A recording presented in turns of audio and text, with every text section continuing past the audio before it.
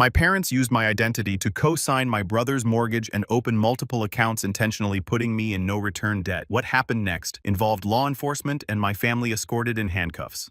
If you've ever had your day wrecked by a single phone call, you know the exact sound I heard when my life derailed.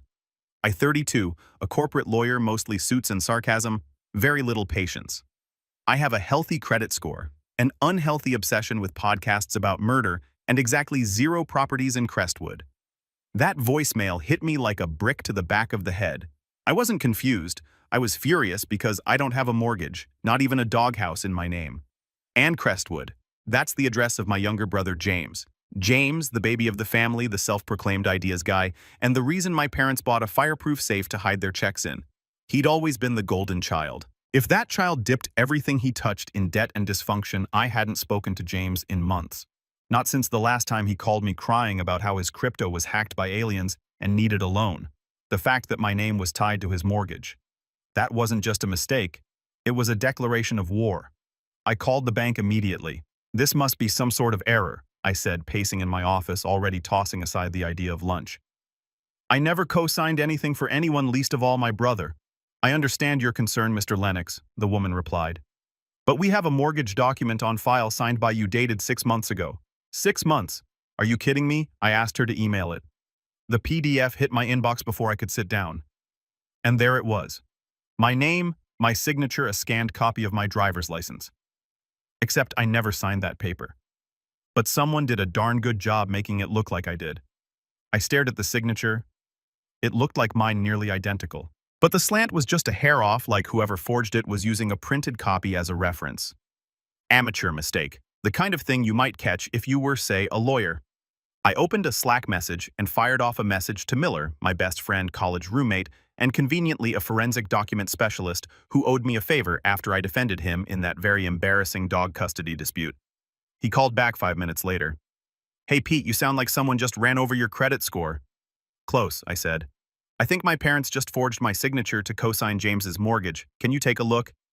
There was a pause. "Wait, your parents? That's like getting stabbed and realizing the knife has your mom's initials engraved on it." I sent him the file. 10 minutes later, he confirmed what I already knew. The signature was a forgery. Not a bad one, but enough to catch in court. And just like that, the fog in my head cleared. I wasn't going crazy. They really did it. Really did. They'd use me again. I drove to my parents' house that night. A modest 2-story in the suburbs, complete with a cookie-cutter lawn and a freshly waxed SUV that James didn't pay a dime for. I texted, "Be there in 10, we need to talk." My mom replied with a heart emoji. You know the kind of heart that feels like a butcher's blade wrapped in glitter? That's the one. Dinner was already on the table when I walked in. Classic distraction tactics. Chicken parmesan, garlic bread, and guilt. "Peter," my mom beamed. "You never stop by anymore." "Sit. Sit. I made your favorite." "Sure," I said, "but I came for the main course." Fraud. The silence hit harder than the marinara. My dad blinked at me from behind his wine glass. James, seated at the other end, gave me that smug look he always wore when he thought he was being clever, like a cat that brought home a dead mouse and expected a medal. I dropped the printed mortgage on the table. "This is your idea of family bonding." My mom's smile faltered. "Peter, don't be dramatic. Don't." "I know you forged my signature." "Sweetheart, it was just a cosign," she said, suddenly playing innocent. "James needed help. We thought you'd understand. You thought I'd understand that you stole my identity?" My dad slammed his fork down. He was drowning Peter. "We did what we had to." I laughed bitterly. "No, you did what you always do. Fix James's messes with my life." James finally spoke. "Come on, man. It's not that deep. Not that deep. You're 60 days past due. That's 300 grand in my name. I got a call from the bank. I could lose my job if this nukes my credit." His shrug was the final straw. "I'm giving you 24 hours to walk into that bank and confess everything. Tell them it was fraud or I go to the police myself." "Peter," my mom pleaded. I stood. 24 hours tick-tock. I didn't slam the door on my way out, but it was tempting. You'd think that after discovering my parents committed fraud in my name, I'd hit rock bottom. But as it turns out, the mortgage was just the appetizer. The real buffet of betrayal came after I opened Pandora's box, also known as my credit report. Back in my apartment, I poured myself a whiskey, 2 fingers neat, and logged into every financial site I could remember ever using. Credit Karma, Experian, Even those sketchy ones that promise to boost your score instantly if you blink twice and give them your social security number. At first, it didn't look too bad. The mortgage was obviously there glaring at me like an unpaid bar tab. But then I scrolled further. Credit card accounts. 3 of them all opened within the last 6 months. All maxed out, all in my name. Then I spotted a personal loan application for $50,000. Denied thankfully, but someone had tried. And that someone was clearly not me. My pulse spiked. Whoever did this wasn't just playing Monopoly with my mortgage. They were trying to build a house of cards with my name on the deed. I called Miller again. His voice on the other end sounded exactly like the voice of a man pulling on a pair of latex gloves before a legal autopsy. "All right," he said. "We're going full-blown crime scene on this. Get comfortable." He looped in another contact, Solstice Evans. That's not a code name. It's her real name. And yes, she sounds like a tech vigilante. She used to work for the feds on white-collar crime. Now she freelanced, mostly investigating corporate embezzlement and the occasional oops. I think my husband is using my ID to fund his side chick's credit card situations. I sent over every document, every account, every weird inquiry on my report. Within 2 hours, Solstice called me back and dropped the kind of number that makes your stomach hit the floor.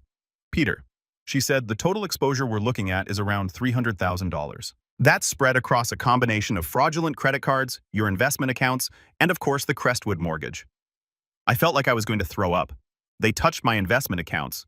She didn't sugarcoat it. Yes, someone accessed your Roth IRA using a spoofed login. We're digging into how they bypassed the two-factor authentication. And Peter, there's more. There's always more. Your brother, she said, has been applying for legal assistant jobs using your credentials. I blinked. What? He submitted a resume using your education, your law license number, even your old headshot. I found one instance where he almost got hired at a mid-size firm in Denver. I was speechless. He's not just burning your finances, he's impersonating you professionally. That night, I barely slept. I froze, my credit locked every account, reset passwords, filed a fraud affidavit with the FDC, called the banks, filed an identity theft report. And through it all, I kept seeing James's smug face, my mother's trembling hands, my dad's gritted teeth. They did this. They didn't just gamble with my name, they sold it. The next evening, I pulled together everything. A full dossier, statements, emails, forged applications, screenshots. Miller looked it over and said, "This is enough to open an FBI file." I wasn't sure whether to laugh or cry. We decided to stage another confrontation. This time, no garlic bread, no dinner table diplomacy, just cold hard evidence and the promise of real consequences. I invited them to my apartment. Yes, my apartment where I controlled the lighting, the chairs, and the exit strategy. They showed up late as always, James wearing a hoodie like he was on the run from fashion. My dad looked irritated. My mom looked like she'd been practicing tears all day. "Before you say anything," I said, sliding the folder across the table, "this isn't a discussion, it's a record." My mom blinked. "What is this every account you opened using my name, every signature you forged, every piece of evidence I'm handing over to the authorities if you don't make this right immediately?" James scoffed. "You're being dramatic again." Miller stepped out of the hallway. "Hi, James. Peter's not being dramatic. I'm his lawyer, and unless you'd like your mugshot on Google by next Tuesday, I'd listen carefully." That shut him up. I pointed to the documents. "You have 24 hours. You call the banks. You call the mortgage lender. You confess everything and get my name off all of it." My dad clenched his jaw. "You'd destroy your own family over some credit." "No," I said. "You destroyed this family the moment you treated me like a backup plan." This is me finally flipping the board. The next morning felt like the calm before a lawsuit. I wasn't expecting an apology, but I was hoping for something that resembled shame. Instead, at 10:17 a.m., I got a text from my mom that said, "We talked to the bank. It's complicated. Please don't do anything rash. Let's keep this in the family." Attached was a photo of her cat curled up on the couch. Yes, the woman who forged my name and financially waterboarded me also thought a sleeping tabby might soften the blow. Rash. That ship had sailed. We were officially in scorched earth territory. Miller and I met up at his office with Solstice dialed in on speaker. She had news. "Peter, I hope you're sitting down," she said. "I'm not," I replied. "I'm leaning on rage and spite. Let's go. There's evidence of deeper fraud. Multiple accounts tied to your social security number, some in your name, others using a variation of it. But the worst part, we found a shell company. A shell company, yes. Registered under Lennox Development Partners. Guess who signed as managing partner? You. Guess who opened it? Your brother. With your father's help. I stared at Miller, who was gripping his pen like it owed him money. The LLC was used to funnel funds from what looks like a private lending group, and they were pitching it at the country club. Wait, what?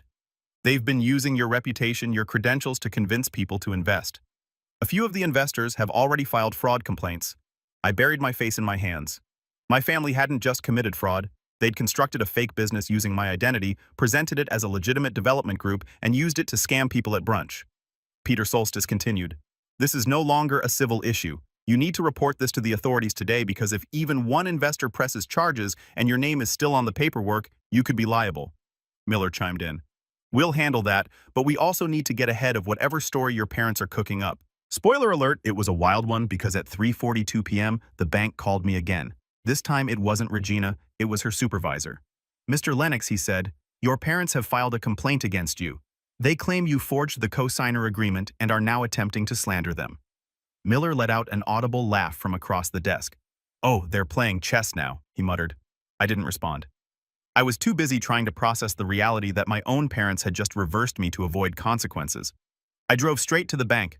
Sudan evidence folder in hand, lawyer at my side. We walked into the branch and requested a fraud escalation hearing.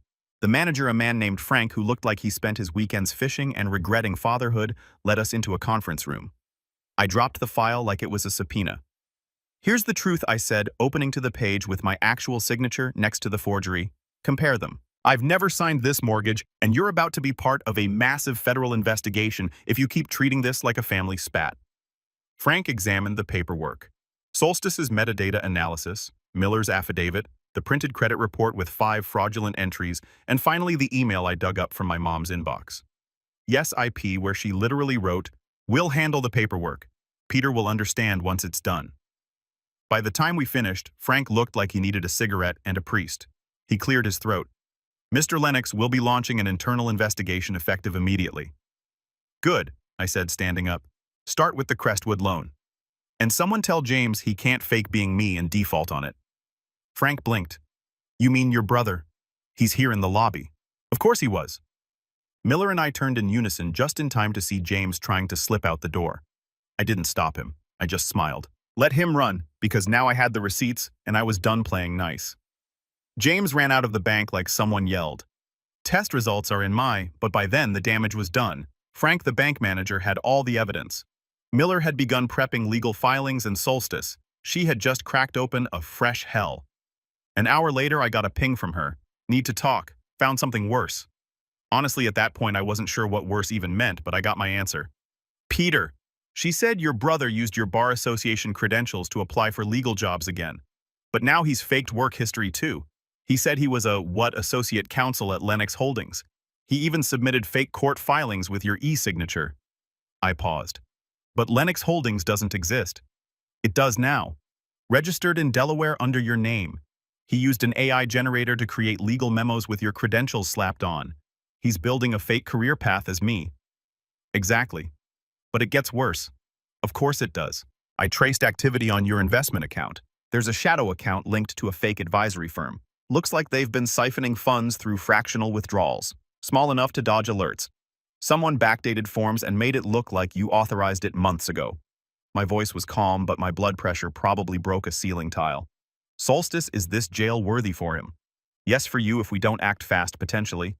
You're now a person of interest in a growing white-collar fraud web. Cue dramatic irony. The lawyer about to sue his own family for crimes they blamed on him. That night, I didn't sleep. Instead, I drafted a detailed fraud affidavit, built a timeline, and recorded a video statement, because if James somehow decided to fake a confession, I needed to be 10 steps ahead. The next morning, my phone buzzed. It was the police. Mr. Lennox, are you aware that your parents have accused you of financial fraud and elder abuse? I laughed so hard I nearly dropped the phone. They're filing what an official complaint. Claims you manipulated them into signing over documents and now you're blackmailing them. I didn't even hesitate. Officer, I have documentation proving the opposite, and I'm happy to provide it. Then I'd suggest coming down to the station. Should I bring my lawyer or a popcorn bucket? Click. Miller and I met with the detective that afternoon. The guy looked like he'd seen one too many family betrayal stories on Netflix and was not in the mood. I handed him a thumb drive. Every document, every fraudulent signature, and if you want something extra juicy, I tapped my phone. Here's a screen recording of James emailing himself fake court credentials. It's like watching someone build a crime with a Canva template. The detective blinked. This is extensive. It's a buffet of federal felonies. He sat back. You know we'll need to involve financial crimes on this already ahead of you. I said Solstice Evans. She used to work with your division. His eyebrows lifted. You got Evans on this, darn? Okay. He excused himself. When he came back, he looked different, more serious, more alert, like someone just told him the rabbit hole was a sinkhole. Mr. Lennox, he said carefully, you're not just a victim. You're a key witness in what may become a criminal case involving identity theft, money laundering, and investment fraud. We're going to need you to testify. I exhaled. Finally, the tide was turning. When the police say, we'll be in touch, it's usually vague cops speak. But not this time, because within 72 hours, Solstice called me and said the words I'd been waiting for. They're issuing search warrants, your brother's house, your parents, and the Lennox Holding storage unit they forgot to pay rent on. Apparently, James had been storing company documents at a U-Haul facility like it was Fort Knox. Spoiler, it was full of printed contracts, burner phones, and one whiteboard with the words, investors equals trust equals dollar. That might have been the saddest business plan since Fire Festival. Meanwhile, the FBI's Financial Crimes Unit had picked up the scent. Because when you impersonate a corporate lawyer and start soliciting investments under a fake LLC that crosses into wire fraud, securities, fraud, and the criminally dumb. James was arrested first. He tried to run, not metaphorically, literally. They found him hiding behind a dumpster outside a Dave & Buster's. I wish I was joking. They cuffed him mid-sentence as he shouted about revenge lawsuits and emotional damages while trying to text his crypto guy. My parents picked up the next day. My mom cried. My dad tried to argue, you have no proof we knew what James was doing. The officers allegedly replied, sir, we literally have emails where you discuss letting Peter clean up the mess once it's profitable. Beautiful, but here's the twist. That wasn't the end. Because while James was busy trying to escape federal prosecution via arcade parking lot, he had also been busy contacting people, posting in forums, sending emails, including one to my boss. Yep. James sent my firm's managing partner a confidential whistleblower letter claiming I'd orchestrated a fake fraud story to sabotage his entrepreneurial success. He attached blurry PDFs and screenshots of doctored emails he apparently made using Comic Sans. You read that right? My brother tried to ruin my legal career using Comic Freaking Sans. Fortunately, my boss forwarded it to me with a single line. This is either the worst fraud I've ever seen or the saddest cry for help. I laughed so hard I nearly fell out of my office chair. Miller laughed harder. But the worst part, even after all this, James in custody. My parents under investigation, federal agents involved. I still got one last Hail Mary text from my mom. Please don't go to the media. This is private family business. We can explain everything. I stared at it for a while. Then I replied, you had your chance to explain. Now it's the government's turn. If you ever want to know how broken a family is, watch what happens when the word indictment enters a group chat. Not that mine was still messaging me. After the arrests, they went silent. The only notifications I got were court summons and legal updates, and one accidental thumbs up from my dad on a Facebook post about restitution law. Anyway, the investigation escalated fast because the feds didn't just find fraud, they found victims. Real ones, 8 of them. People from my parents' country club, old business acquaintances. One unfortunate dude named Stan, who invested his retirement fund into Lennox Holdings after James told him I was personally overseeing a crypto-to-real estate pipeline. Solstice called me that week with a voice that sounded like both. Told you so. And Jesus, your family is a mess. They were running a Ponzi scheme, Peter. At least $400,000 in fake investments over 18 months. Some of the money cycled through offshore accounts. Offshore Cayman Islands. Also, fun fact, your name is listed as a guarantor for a fishing boat that doesn't exist. I didn't even ask. The FBI expanded the charges. Now it wasn't just identity theft and wire fraud, it was racketeering, impersonation, and organized financial crime. James, he pled not guilty. Of course he did. He studded into his arraignment in a suit 2 sizes too tight and tried to argue with the judge, said the system was biased against innovators. Claimed this was all a vendetta by me because I'd always been jealous of his freedom. Freedom. He was literally in shackles. The court granted him temporary release on house arrest with an ankle monitor, which he promptly tried to cover with duct tape and a sock that said "Boss Babe." Meanwhile, my parents were melting down in the most upper-middle-class way possible. Their defense attorney tried to frame them as naive retirees manipulated by their troubled son. It backfired hard because emails surfaced showing they coached James through the scheme. My mother even sent one message that read, "Don't worry, Peter's reputation is clean, it gives us cover. Just keep the investors calm and we'll pay them off once the new money hits." A literal description of a Ponzi scheme, typed sent with a smiley face.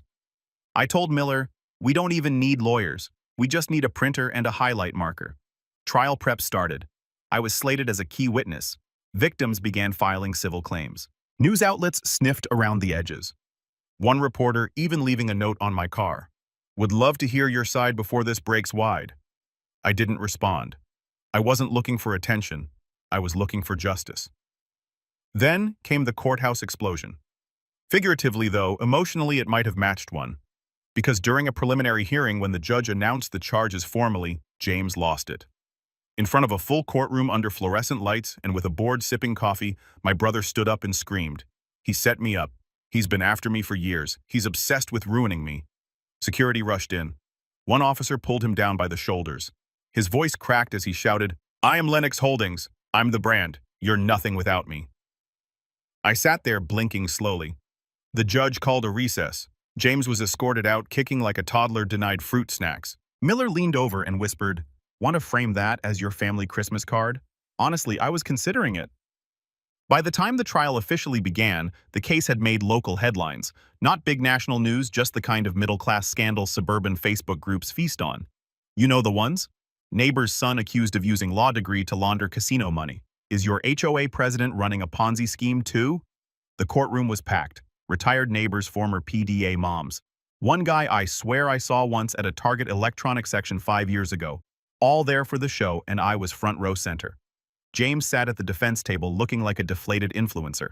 Slick back hair, desperate smile, and the resting face of someone who still thought this was all just a big misunderstanding. My parents 2 seats behind him. My mom had tissues stuffed into every sleeve like emotional ammo. My dad wore his. "I'm the real victim here" face. I was called on day 3. The board said my name and everything slowed down. I walked to the stand in a dark suit, calm on the outside. Inside, my heart was doing CrossFit. I was sworn in. I sat. I looked right at the jury and told them how it all started with a voicemail from a bank about a mortgage I didn't know I co-signed. Then I walked them through it all. The forged signature. The credit cards opened in my name. The fake LLC. The Ponzi scheme masked as a family startup. My brother applying to jobs as me. The fishing boat. Yes, the fake boat got a laugh from the jury. I ended with this. "Your Honor, this isn't just about money. It's about betrayal. About what happens when the people you love see your success not as something to be proud of, but as something to exploit." The courtroom went silent. Even James stopped fiddling with his tie. The defense attorney stood up and tried to rattle me. "Isn't it true, Mr. Lennox, that you once shared a bank account with your parents?" Yes. When I was still delusional enough to think they'd never weaponize it. Snickers from the back row. The judge banged his gavel. "Let's keep it professional." The cross-examination fell apart quickly. The defense had nothing.